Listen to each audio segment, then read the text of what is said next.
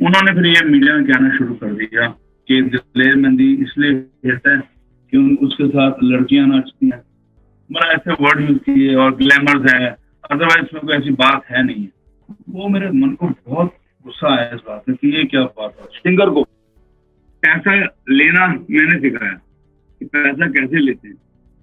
नहीं तो हरदम डर के होता था कि प्रोड्यूसर डरते जाना, कभी किसे डर लेना, कभी वो फलाना अफसर है कि केस में चला, तो जब केस चला तो सारा परिवार फैमिली रोने लग गई। तो मैंने कहा यार जब गाना चला इतना हिट हुआ तब तो आप कह रहे थे कि रब दी मेहर हैगी, रब दी मेहर हैगी। बोलते हाँ। तो मैंने कहा भाई ये बदनामी हुई है, चाहे जो भी वजह है।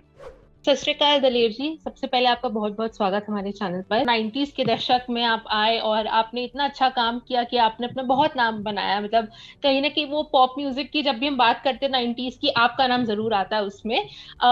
लेकिन मैं आपसे ये सवाल पूछना चाहती हूँ कि उस टाइम जो स्टाइलिंग होती थी वो काफी हम लोग वेस्टर्न कॉपी करने की कोशिश कर रहे थे 90s, लेट 90s में। लेकिन आप अपने कल्चर से हमेशा जुड़े रहे, आपकी पग हमेशा आपके सर पर रही। और उस टाइम पर हमने किसी ऐसे सिंगर को नहीं देखा था, ऐसे किसी भी फेमस बंदे को टीवी पर नहीं देखा था जो पग पहनते हैं।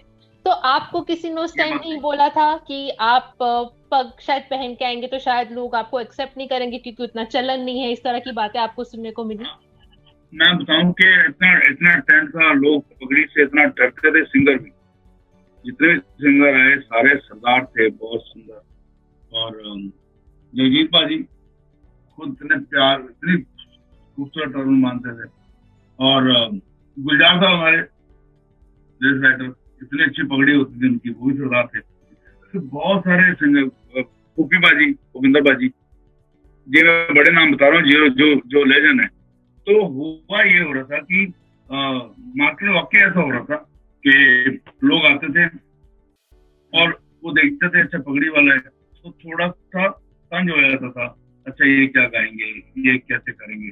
उसके लिए ये एक अलग से मजबूरी होती थी कि यार चलो लुक चेंज की जाए, और लोगों में जाना है, पूरे पूरे पूरे इंडिया में जाना है। तो मैं जब छोटा था तो मेरी मम्मी ने, मैं 12-13 साल का था, तो मेरी मम्मी एक बार कहती कि पंजाबी में बोलती कि तूने कदे भी तो पुत्र बाल नहीं कटाना है, तो पगड़ी बांध के रखनी है।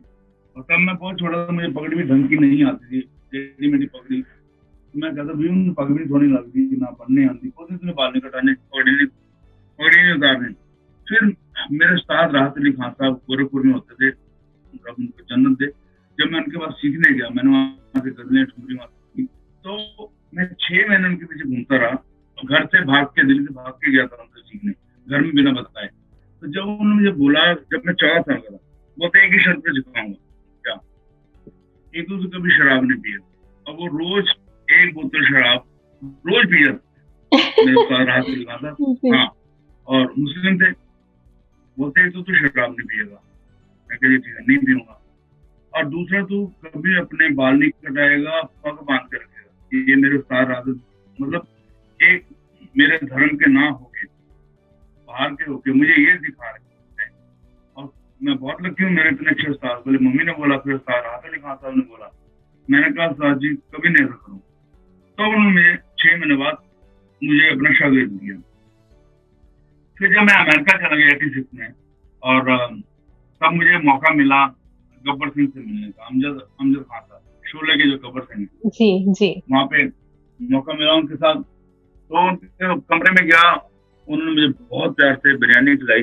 और तब मैं पता दुल्ला सा लड़का था, और देख के क्या नाम है, मैं कहा जी दिलेर सिंह गांधी। अच्छा फिर तुझे की कर दो, मैं कही मैं गजला गाना है, सुनाओ फिर। तो मैंने जब उनको 2-4 गजलें सुनाई तो बहुत खुशी मुझे अपने पास बिठाया। वो पंजाबी इतनी अच्छी बोलते थे कि मैं अभी तक, मैं अपनी फैमिली में इतनी अच्छी पंजाबी नहीं सुनी जो अमजद खान पंजाबी बोलते थे। इतने सुंदर पंजाबी, और क्या पर्सनैलिटी थी। उन्होंने क्या बोला, बोलते कि सरदार जी, मैं बहुत छोटा था, जब उन्होंने सरदार जी बोला तो मुझे और शर्म सी होती, मैं बच्चा सा था। सरदार जी एक गल याद रखो, बोली पंजाबी में बोलना कि आपका बहुत नाम होगा, मुझे आपकी आवाज बहुत अच्छी लगी, बहुत नाम होगा, पर कभी भी अपनी पगड़ी मत उतारना, बाल मत कटाना, ये पगड़ी बांध के रखना। तब मैं इतनी अच्छी पगड़ी नहीं मुझे बांधने आती थी, उन्होंने ये बोल दिया। मैंने कहा ठीक है जी। अमजद खान के बाद फिर मेरी मुलाकात हुई 1 साल बाद नौशाद साहब के साथ, मुझे मिलने का मौका मिला। उन्होंने मेरा गाना सुना, उन्होंने मुझे बहुत सारी बातें बताई। रफी साहब की सबसे बात करने के बाद बोलते कि एक बात बोलूँ आपको सरदार जी, कोई मुझे छोटा था, मुझे बड़े प्यार सरदार जी ने 1 साल बाद। मैं कहा जी, बोलते आप बहुत अच्छा गाते हो, आवाज डिफरेंट है, और ना अपने बाल मत कटाना और पगड़ी बांध के पगड़ी मत उतारना। तो ये जो बचपन से मुझे ऐसे ऐसे सीख मिलती गई, तो शुक्र है रब का। नहीं तो मैं भी सोचता था मैं क्योंकि बाल कटाऊं, कुछ एक्शन करूं, क्योंकि गाने के लिए तो करना पड़ता है। और फिर मैं पैदा गुरु घर में हुआ, तहसील पटना साहब मेरा बिहार का जन्म है। तो घर में रागी फैमिली में पैदा हुआ, रागा घर में। तो मेरे 7 पीढ़ी से कीर्तन कर रहे हैं लोग। तो वो भी एक तो मन में जो गुरु साहब का, गुरु घर का डर था। फिर माँ बाप की ऐसी शिक्षा रही कि अर्जुन तू सीखा है अग्नि उतार नहीं। तो ये इतना अच्छा रहा मेरे लिए। फिर जब मैंने गाना शुरू किया, जब मैं दिल्ली आया तो मैं हारमोनियम लेके गाता था। 92 में मैं अमेरिका से आया, और 92 में मैंने हारमोनियम गाता था तो मुझे 150 रुपया मिलता था पर शो। जैसे मैं अभी 1-2 गाने गाता था तो ऑडियंस मुझे नीचे उतार देती, बड़ी बड़ी सभा है, और बोर कर दिया, उतारो नीचे, क्या है ये, कौन सा, हमें नहीं सुनना है। तो मैं बढ़ाता था, मैंने इतना सीखा है, इतना अच्छा गाना, क्या किया जाए। तो फिर मैंने चाह कि मेरी कैसेट वगैरह आ जाए गजलों की। तो मैं जब भी किसी मुश्किल से HMV को जाता था तो सामने वाले हंसना शुरू कर देते, अच्छा आप गजलें गाओगे क्या? हाँ जी। अच्छा अपने आप को क्या गुलाम अली समझते हो, जगजीत सिंह होते हो? अरे वो तो बहुत बड़े हैं, मैं ऐसा नहीं हूँ, पर क्या यार अपने आप को देखो, गजलें गाओगे, सभा से चले आते हैं यहाँ पे। 1 साल घूमने के बाद फिर मैंने शो करने शुरू किए, और मैंने फिर नया स्टाइल शुरू किया। तो जैसे गाने थे इश्क मिठा होए चुरा लिया है तुमने जो दिल को, नजर नहीं चोरा चुरिया चल जाए तेरी मतवाली बिंदिया चमकेगी और चूड़ी। मैंने एक रात बेस लेके, एक ताल को लेके मैंने बहुत सारे गाने मिक्स करने शुरू किए। उससे ऐसी धूम मची दिल्ली में, दिल्ली में शुरू हुआ ना। तो आप देखिए कि 92 में मैंने 150 रुपीज में शुरू किया था, और 93 तक मैं 50 रुपीज मेरे पर शो का मुझे फीस मिलने लग गई।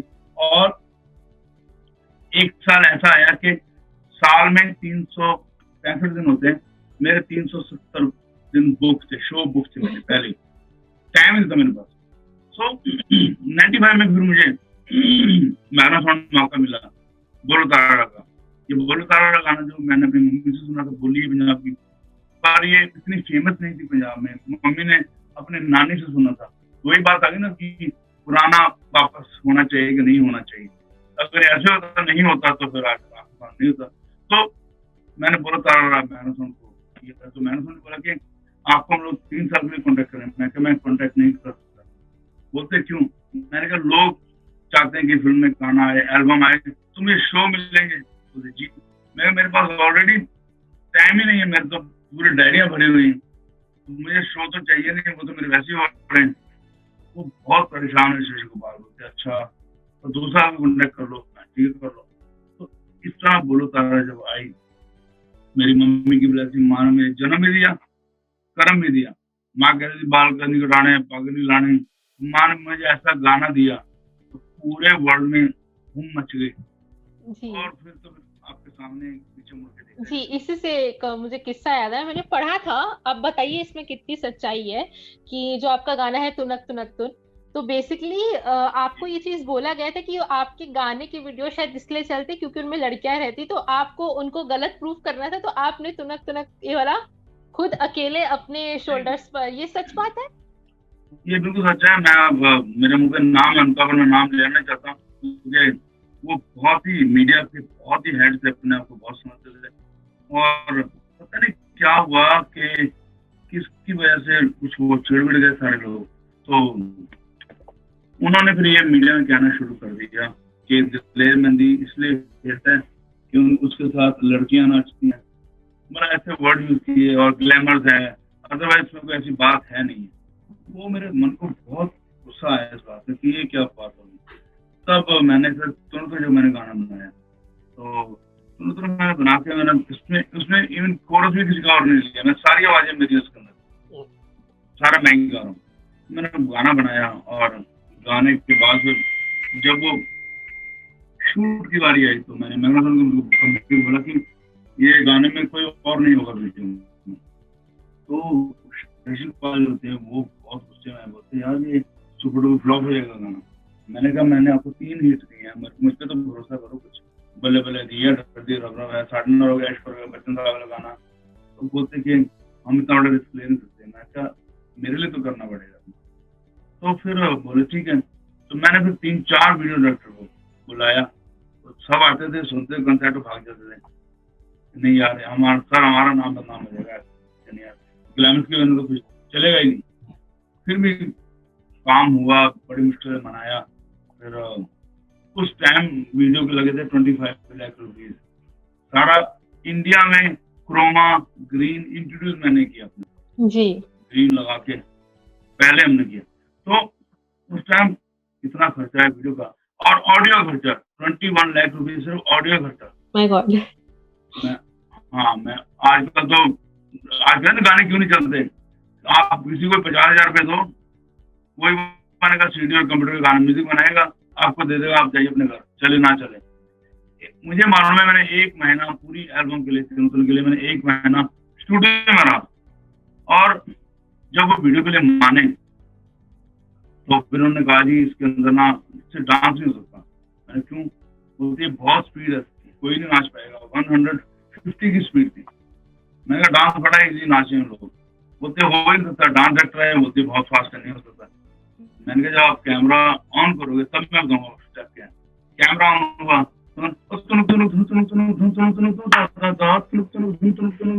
ये आप ही का स्टेप था या फिर किसी कोरियोग्राफर ने आपको? अच्छा, ये स्टेप भी आपका था? गाने जी, मेरे जितने गाने, वो छुई मुई और हो गई तेरी लेबल आहा चमक, ये सारे स्टेप, हाय और ये हुक लाइन भी मेरी। और जितने भी मैंने ड्रेसेस पहनी है मैंने, उसमें भी 99% मेरा हाथ होता है, मुझे ये कलर पहनना, ये कलर पहनना, ऐसा पहनना। फिर बल्ले बल्ले में मेरी वाइफ जो तरुण है, उन्होंने उसको शूट को डिजाइन किया ड्रेस को। पर सारे ये पगड़ी मैंने ऐसे यहाँ पे ज्वेल बांधना है, सारा मेरा अपना था कि मैंने ऐसे करना है। जी, तो ऐसे जब लॉन्च हुई एल्बम, मैं लॉन्च में था और 10 lakh cassette, initial launch first 10 lakh cassette मेरे हाथों से लॉन्च हुई डिस्ट्रीब्यूटर के अंदर, 2 लाख सीडी। तो इस तरह अपने पर एक तो ये है कि मैंने जब भी काम किया है जमाने के साथ काम नहीं किया कि भाई वहाँ पे यूएस में ये गाना बड़ा हिट हो रहा है या वो गाना बड़ा हिट हो रहा है उसको काम करो। जो भी काम किया कंपोजिशन खुद बनाई, इतने गाने सारे कंपोजिशन में, डर दी रब रब कर दी मैं डर दी रब रब, कंपोजिशन और रिदम सेक्शन सारे मैं करता था कि रिदम ऐसा नहीं हर तरफ तेरा चलेगा, हर तरफ तेरा जो, तो रिदम मैं ही डिजाइन करता था। और ये सारी रब दी मेहरबानी, गुरु नानक मान की कृपा। और एक ये है कि जमाने के साथ कभी नहीं चला, अलग करना है, जो भी करना काम अलग करना है। और मेरे म्यूजिक करना है, एक सबसे बड़ा मेरे साथ में 4 कंपटीशन होते थे। एक तो बॉलीवुड के साथ गाना इतना बड़ा हो जो बॉलीवुड के सामने खड़ा हो, वहाँ पे तो 500 म्यूजिक डायरेक्टर बैठे हुए हैं, इतनी बड़े बॉलीवुड की बड़ी टीम है। यहाँ अकेला दिलेर नंदी अपने 5, 6, 7, 8 लोगों के साथ। तो एक तो चैलेंज होता था कि बॉलीवुड के सामने काम करना, दूसरा चैलेंज होता था साउथ के सामने जी, एम करीम, ए.आर. रहमान, इलियाराजा वहां बैठे हैं, तो गाना वहां भी सर चढ़ के बोले, उनके सामने कंपटीशन। और तीसरा कंपटीशन था सबसे बड़ा लंदन का, लंदन सारा हिप हॉप म्यूजिक और पंजाबी म्यूजिक मिक्स करके वो करते थे, तो ये कंपटीशन उनके सामने। चौथा था लाहौर म्यूजिक इंडस्ट्री। तो मुझे होता था मैं जो भी गाना बनाऊं एक तो इनके साथ मिलना नहीं चाहिए, कोई ये ना कहे कि दिलेर नंदी ने यहाँ से गाना उठा लिया जी, या फिर आपने लाहौर की बात की। मैं कोई पाकिस्तानी पुरानी मूवी का कुछ गाना देख रही थी, वो आप ही से कॉपी था, आप ही का गाना उन्होंने एक लिया था। क्या आप उस गाने के बारे में जानते हैं, और क्या उन्होंने परमिशन ली थी आपसे इसकी? मेरे का प्रोफेशनल, लेकिन वहाँ पे ये हाल है कि बहुत प्यार करते हैं मुझे लाहौर वाले, या पूरी जो ऑडियंस है अफगानिस्तान पाकिस्तान मेरे म्यूजिक को। अभी आप हंसोगे, अभी इंडिया पाकिस्तान का जो मैच हुआ, तो जैसे इंडिया हारी, तो वहाँ पे व्हाट्सएप चलने शुरू हुए हारने के, और वहाँ पे उन्होंने तुनक तुनक बजाना शुरू कर दिया अपनी तरफ से। पाकिस्तान ने तुनक तुनक गाना लगा के और सेलिब्रेट कर रहे हैं कि हमने हरा दिया। तो ये बात इसलिए मैं कर रहा हूँ कि म्यूजिक तो हर जगह, लोग मुझे बहुत प्यार नहीं करते सर, हैं। प्यार तो और आपको करते हैं, उसमें कोई शक नहीं है, लेकिन कहीं ना कहीं ये आपका गाना चुराया गया है, तो ये चुराना एक बड़ा एक एक अगर मतलब मैं इसलिए आपसे पूछ रही हूँ कि उन्होंने परमिशन ली कि नहीं, उन्होंने फुल आपका गाना कॉपी किया है और उस नहीं, पर डांस उसमें किया कोई है। परमिशन नहीं, जी, कोई कोई परमिशन नहीं, परमिशन नहीं ली। कोई परमिशन नहीं। चलिए, तो आपके गाने पाकिस्तान में भी चुराए गए हैं। अच्छा, मेरा अगला सवाल आपसे ये है कि कुछ साल पहले एक कंट्रोवर्सी हुई थी जिसमें आपने ये चीज क्लियर करी थी कि जो केस था, जो ह्यूमन ट्रैफिकिंग का इल्जाम लगाया गया था, वो आपके भाई साहब पर था, आप पर नहीं। पर लोगों को ऐसे हाँ, लगता था कि आप पर है वो केस। मतलब जब भी कोई कंट्रोवर्सी होती है तो हर एक स्टार की इमेज पे थोड़ी सी बात आ जाती है, कि कई बार आपको अपना सच पता होगा, लेकिन लोग क्वेश्चन करते हैं कि क्या इन्होंने ऐसा किया है। कुछ लोग मानेंगे, कुछ लोग बिल्कुल नहीं मानेंगे। तो उस चीज सही ने है। आपके करियर को या आपकी पब्लिक इमेज को किस तरह से अफेक्ट किया? क्योंकि अभी जैसे मैं आपके भाई साहब की बात कर रही हूँ, कई लोग को तो ये अभी तक नहीं पता कि वो केस आपके भाई साहब पर था, आप पर नहीं। वो आज भी कई लोग यही हाँ, मानते हैं कि वो आप पर था। जी, वो ना, वो केस, एक पूरा केस क्रिएट किया गया था, और जिसमें मेरे भाई साहब का नाम लिया।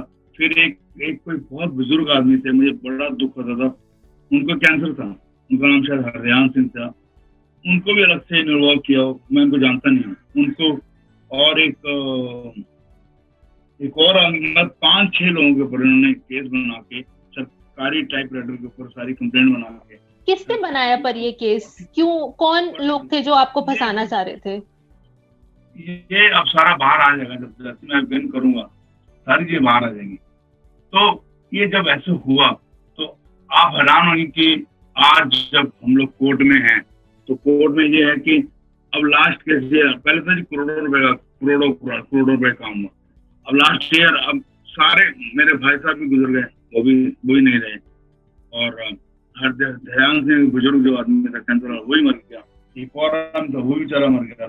तो लास्ट में सिर्फ मैं रह गया। उस डायरेक्ट मेरे ऊपर केस नहीं था, लेकिन जब मैं बच गया तो वो सारा केस घूम पे मेरे पे लेके आ गए कि अब ये कहा कोर्ट ने कि क्योंकि वो आपके भाई थे, क्योंकि वो लोग देते, एक बड़ा नाम था दिलेरमंदी अम्ब्रेला, तो हम सोचते हैं कि शायद आपकी आड़ में ये काम हुआ।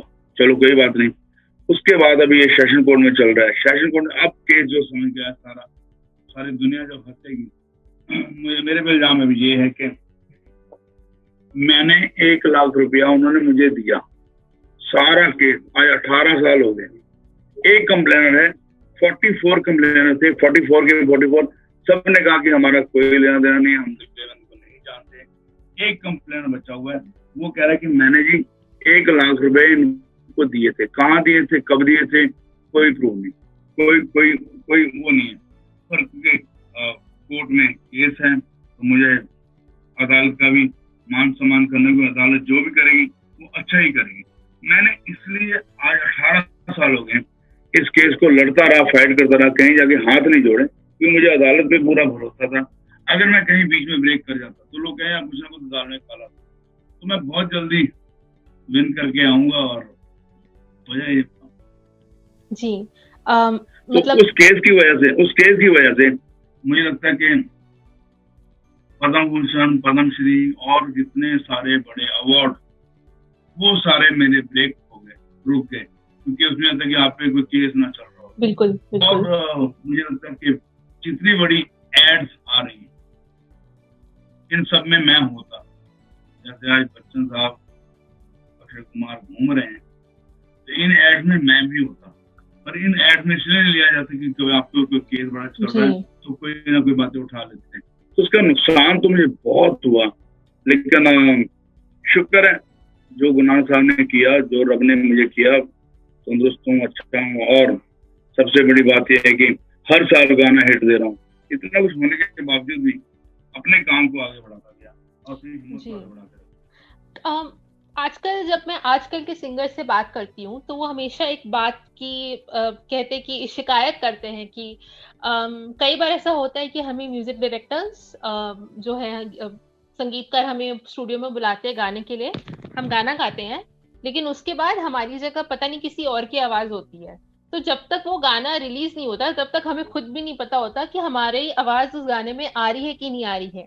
पर शायद 90s में ये इश्यूज नहीं थे, तो आपको लगता है कहीं ना कहीं कि नहीं, ये प्रॉब्लम कहाँ पे आती है, जब सिंगर ये सोचे कि दिखेंगे तो बिकेंगे। हमने मुंबई में बात सुनी होगी, बहुत सारी बात है, जो दिखता है वही बिकता है, ये बात करते हैं। ऐसा बिल्कुल नहीं है।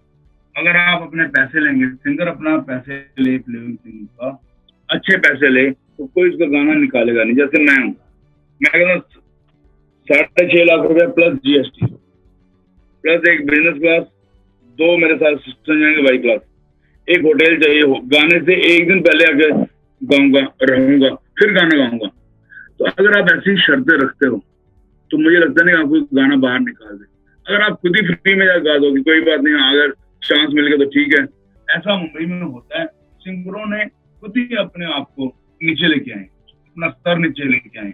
मैं यहाँ बैठा हूँ, मैं बॉम्बे नहीं काम करता, मैं दिल्ली में ही काम करता हूँ और दिल्ली से ही काम करता हूँ। मैंने कभी ये नहीं किया चलो अपनी वीडियो खुद बना के दे दो या खुद अपने छोटे मोटे पैसे लगा के लाइक बढ़ा के दिखा दो, ये काम नहीं कर रहा। जब बॉलीवुड को मेरी जरूरत है, मुझे बुलाए, नहीं जरूरत है, बड़ी मेहरबानी। आपके सामने ही है, दंगल दंगल आप सामने है, बाहुबली, सारे ब्रेक छोड़ दिए बाहुबली के सॉन्ग में। तो ये सारी चीजें इसलिए कि जब आप अपनी खुद इज्जत करो और अपने काम पे भरोसा करो और अपने रब पे भरोसा रखो, बस मेहनत करते रहो, कभी आप पीछे नहीं जाते।